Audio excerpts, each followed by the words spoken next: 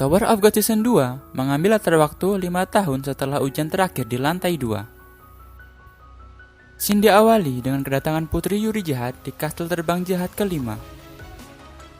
Sesampainya di sana, ia disambut dengan mewah oleh kakaknya, yaitu Kun Mas Chenny jahat. Sepertinya, sifat Mas Chenny jahat tidak jauh berbeda dari Kun Aguero Agnis. Sehingga, keduanya malah saling sindir tentang senjata 13 bulan yang mereka miliki. Perlu diketahui bahwa Kun Mas Chenny jahat adalah pemegang dari Yellow Mei. Kedatangan Yuri ke kastil itu sebenarnya bukan untuk bertemu Mas Chenny jahat, melainkan untuk bertemu Putri Repelista jahat. Tujuan Yuri menemui Repelista jahat adalah untuk meminta tolong menemukan irregular yang tewas di lantai 2, yaitu BAM ke-25. Putri Repelista sudah mengetahui itu semua. Bahkan, ia juga mengetahui bahwa BAM ke-25 masih hidup. Sepertinya kemampuannya ini bersumber dari alat misterius yang ia gunakan. Repelista setuju untuk membantu Yuri, tetapi dengan syarat tertentu.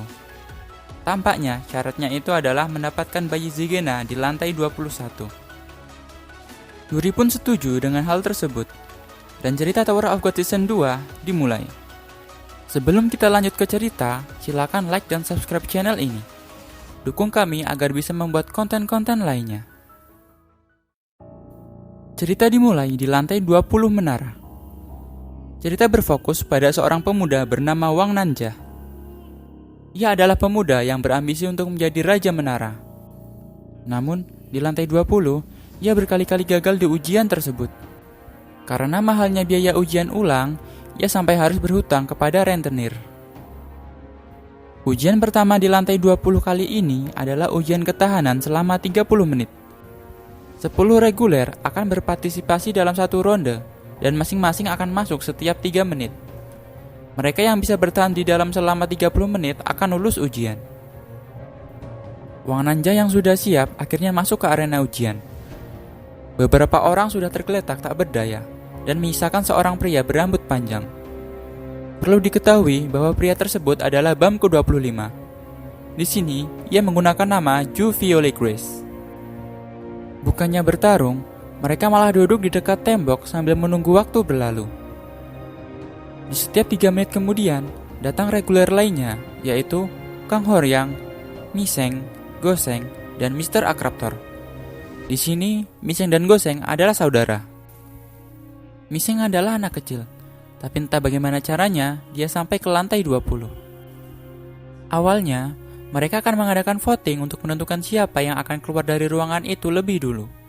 Tapi, Violet tidak setuju. Violet berencana untuk menyingkirkan mereka semua. Akhirnya, Mr. Akraptor, Horyang, dan Violet saling bertarung. Mereka saling jual beli serangan. Sementara Wang Nan, Miseng, dan Goseng malah asik menonton. Di tengah pertarungan, muncullah seorang pria yang baru saja masuk ke ruangan. Tapi, orang itu tidak beruntung. Violet dengan cepat menyerangnya dan membuatnya KO dengan sekali pukul. Melihat kemampuan Violet yang sangat hebat, Mr. Akraptor dan Horyang akhirnya bekerja sama untuk mengalahkannya.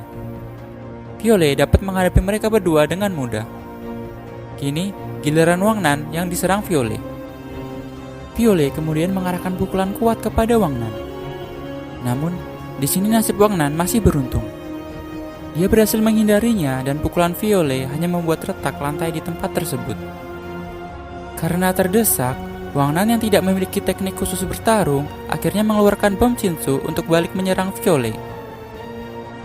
Pada awalnya, dia berpikir bahwa bom Shinsu tersebut tidak akan berdampak pada Violet. Tanpa diduga, bom itu berhasil melukai Violet. Tapi, serangan Wang Nan seakan tak berarti, karena Violet dapat pulih dengan cepat dari serangan tersebut dengan kekuatan yang ia miliki. Sebelum mereka menyelesaikan pertarungan, waktu ujian pun habis. Akhirnya, mereka lulus dari ujian tersebut. Sambil menunggu ujian selanjutnya, mereka memakan camilan yang diberikan oleh Miseng. Para reguler lain yang lulus di ujian sebelumnya kini mulai muncul. Ada Nia yang merupakan temannya Wang Nan, Prince si anak mafia, dan Evayon si pelempar api. Perlu diketahui bahwa Evayon merupakan putri dari keluarga Yon yang merupakan salah satu dari 10 keluarga agung. Ciri khas dari keluarga Yon adalah pada kekuatan api yang mereka miliki. Dan si Ewa ini merupakan gadis yang membuat Wang Nan gagal di ujian sebelumnya. Ewa belum bisa mengendalikan kekuatan apinya dengan benar. Jadi, ketika Ewa menyerang musuh, rekan satu timnya pun ikut terkena serangan dari Ewa. Hal tersebut membuat Ewa juga gagal di ujian sebelumnya. Ia kini mengikuti ujian ulang dengan berhutang pada perusahaan milik ayahnya Prince, yang membuatnya kini jadi kacungnya Prince untuk sementara. Dan si Prince ini menyewa para bodyguard untuk membantunya dalam ujian. Ujian kedua di lantai 20 pun dimulai. Ujiannya adalah mencari pengguna Shinsu terbaik, di mana orang yang memiliki kekuatan Shinsu terbaik berhak memilih 7 orang untuk dijadikan sebagai rekan satu tim.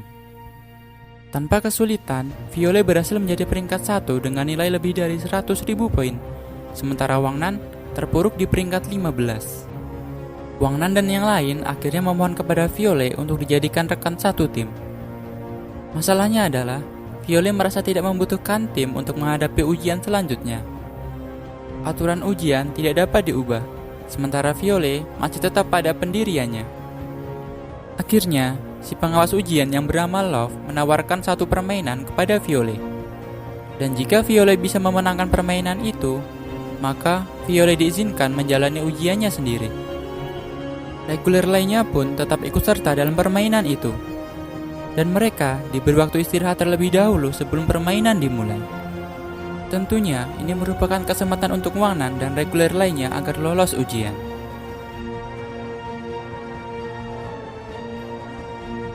Mungkin itu saja pembahasan kita kali ini. Ikuti terus channel ini untuk mendapatkan informasi lainnya. Seperti biasa, sekian dan sampai jumpa.